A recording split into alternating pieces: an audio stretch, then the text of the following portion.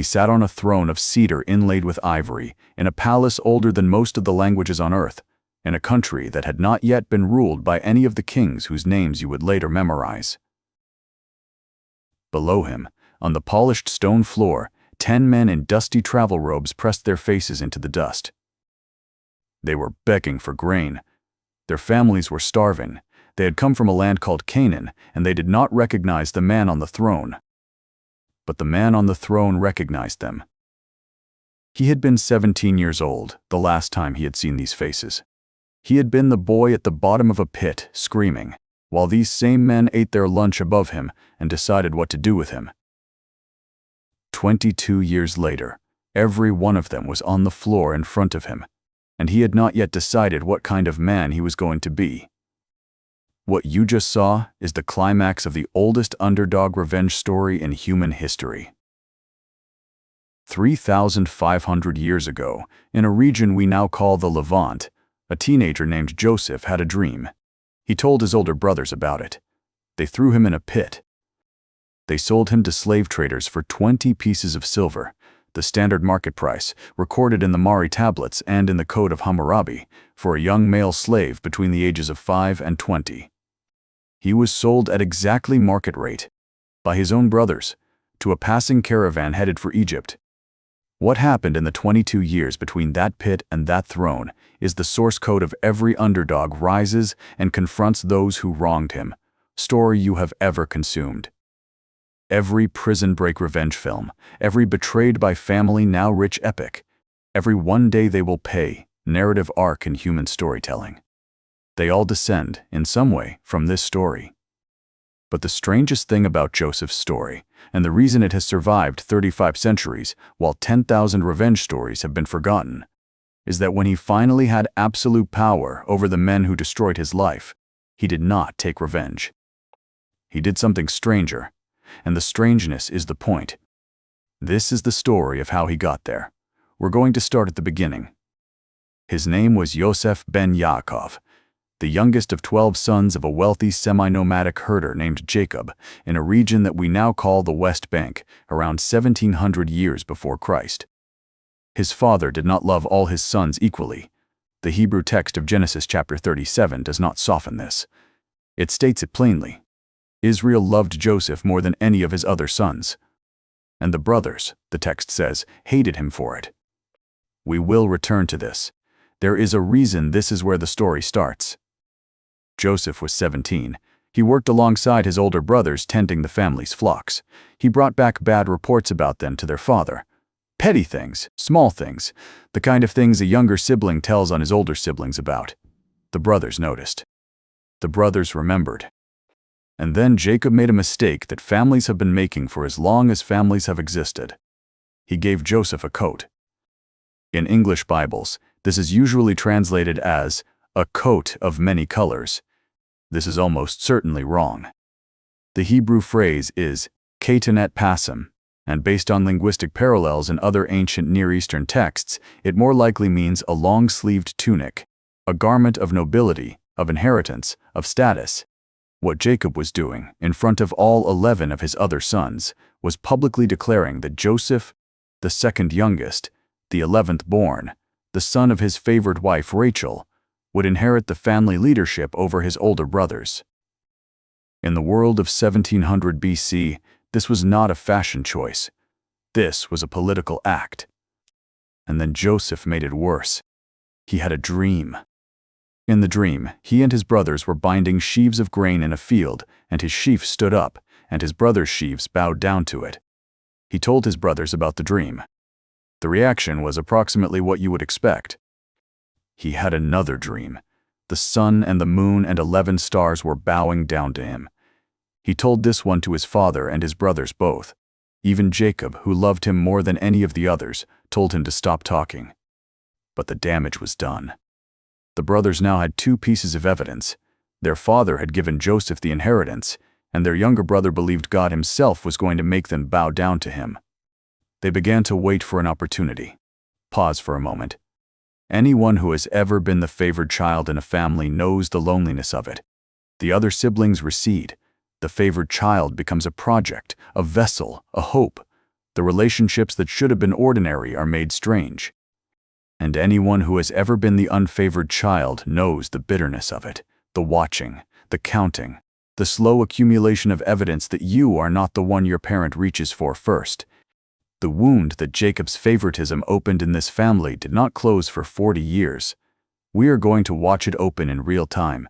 Many of us have watched it open in our own families. Some of us are watching it open right now. The story continues. Jacob sent Joseph to check on his brothers, who were tending the flocks at a place called Shechem, about 50 miles north. Joseph went. When he arrived, his brothers had moved on to a place called Dothan. He kept walking. His brothers saw him coming. They saw the long-sleeved tunic.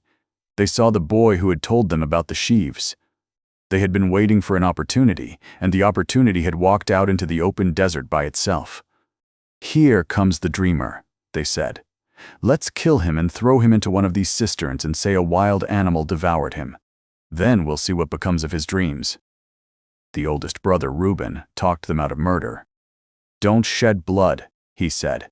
"Throw him into this cistern in the wilderness, but don't lay a hand on him." Reuben was planning to come back later and rescue Joseph and return him to their father.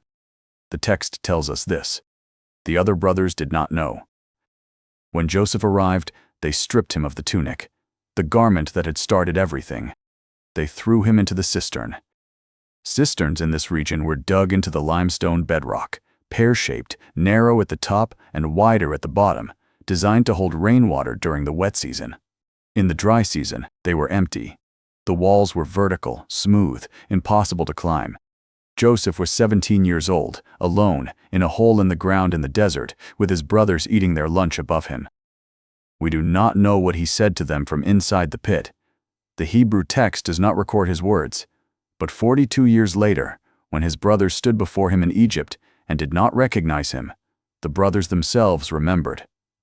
"We saw the anguish of his soul," they said to each other in a private conversation that Joseph, unbeknownst to them, was overhearing. "He pleaded with us, and we would not listen." He pleaded. They listened to themselves chewing. And then a caravan appeared on the horizon.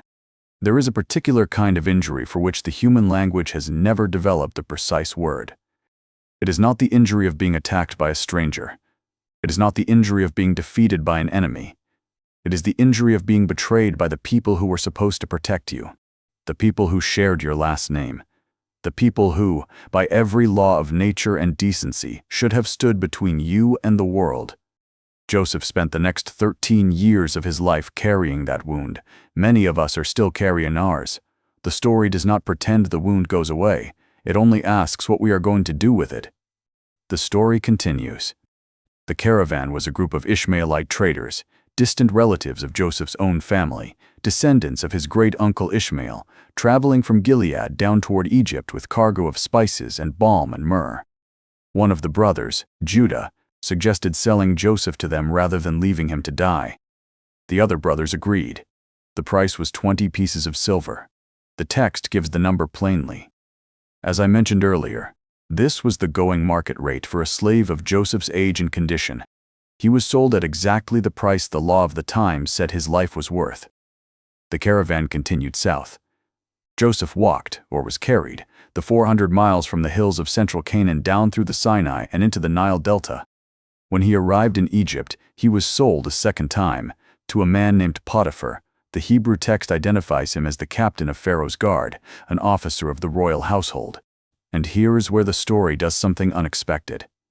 Joseph, in slavery, in a foreign country, separated from his family, his language, his name itself, he thrives. The Hebrew text does not soften this either. The Lord was with Joseph, it says, and he was a successful man. Potiphar, who has bought thousands of slaves in his career, notices something different about this one. The boy works without resentment. The boy learns Egyptian quickly. The boy can be trusted with an unsupervised household, and the household runs better when he is in it. Potiphar promotes him. Within a few years, Joseph is running Potiphar's entire estate. Potiphar, the text says, did not have to think about anything in his own house except what he was going to eat for dinner. And then Potiphar's wife noticed Joseph too.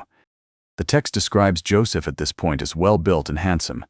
In the ancient world, this was not throwaway description. It was code for someone who had inherited the physical bearing of nobility.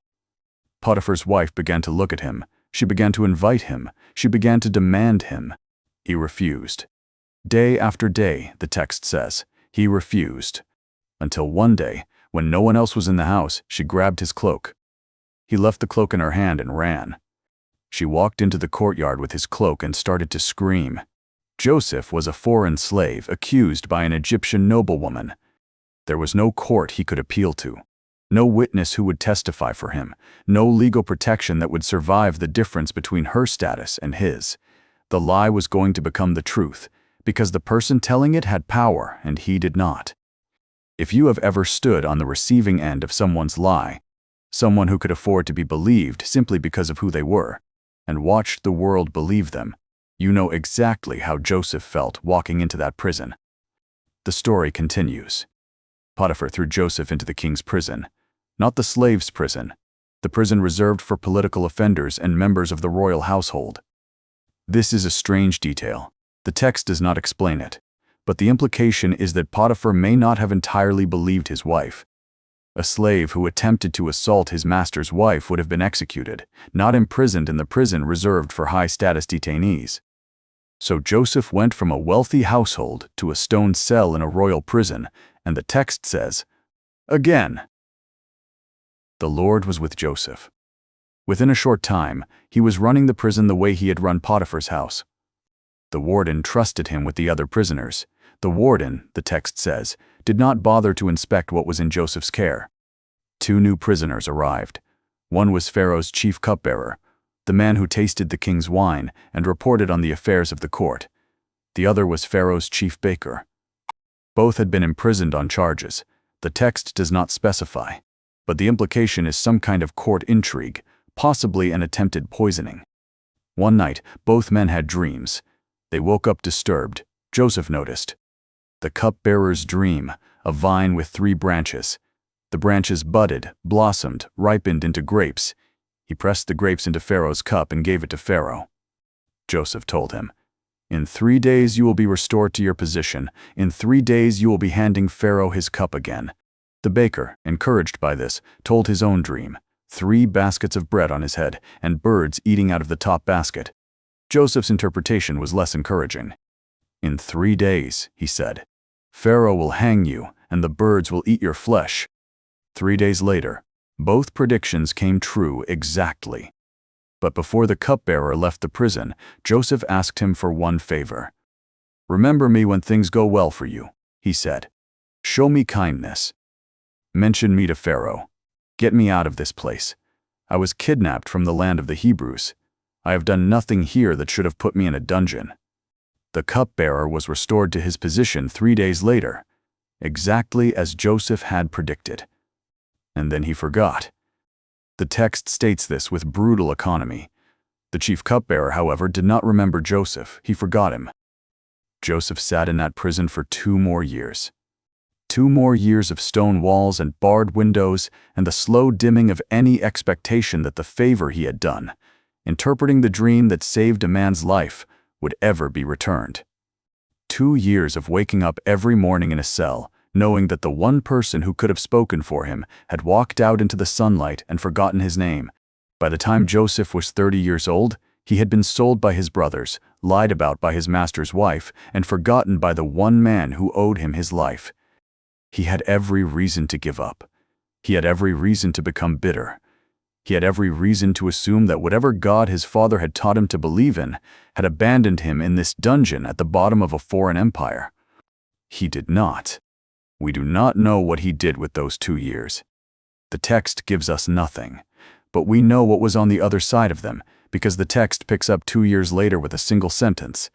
And it came to pass at the end of 2 full years that Pharaoh dreamed. Pharaoh, the most powerful man in the most powerful empire on earth in the 17th century before Christ, had a dream that none of his magicians could read, none of his counselors could read it, none of his priests could read it.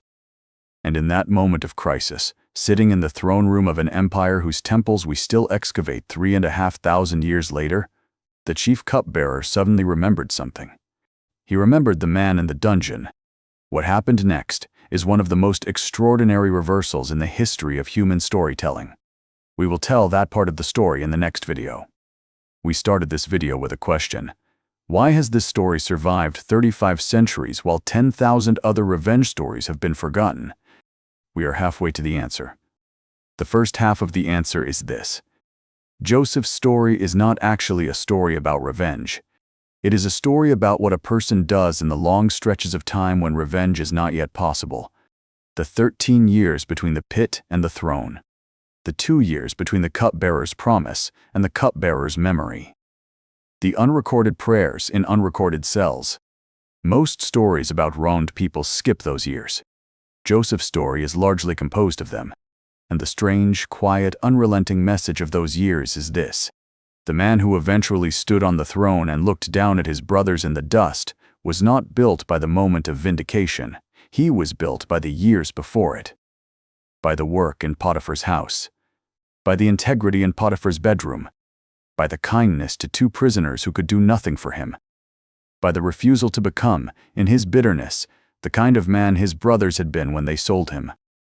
In the next video, the cupbearer remembers. Pharaoh sends for the prisoner. The prisoner walks out of the dungeon into the throne room of an empire. And eventually, the brothers arrive in the dust. What he does then is the strangeness this story is famous for. We will get to it. Subscribe so you do not miss it. You intended to harm me, but God intended it for good. Genesis 5:2.